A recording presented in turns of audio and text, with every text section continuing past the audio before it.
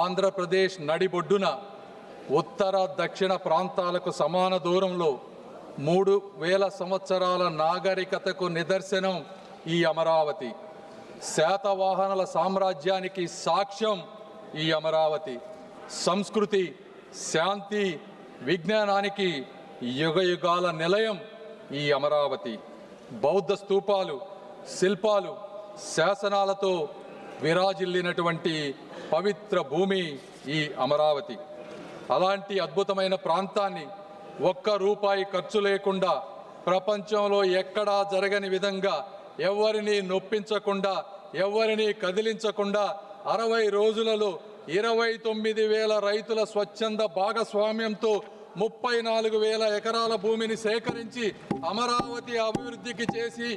అమరావతి అభివృద్ధికి అంకురార్పణ చేసినటువంటి శక్తి, వ్యక్తి, నమ్మకం మా ముఖ్యమంత్రి శ్రీ గౌరవ నారా చంద్రబాబు నాయుడు గారు. సార్, ఈ నమ్మకం ఒక్క రోజుతో వచ్చినటువంటి నమ్మకం కాదు. 40 సంవత్సరాలుగా ఒక సుదీర్ఘ రాజకీయ ప్రయాణంలో ఇటుక పేర్చుకుంటూ పొద్దున లెగిసిన దగ్గర నుంచి పండుకునే వరకు ప్రజా సంక్షేమమే పరమావధిగా తన పూర్తి జీవితాన్ని త్యాగం చేసినటువంటి ఒక వ్యక్తిపై ఉన్నటువంటి నమ్మకమే ఈ అమరావతి. సార్,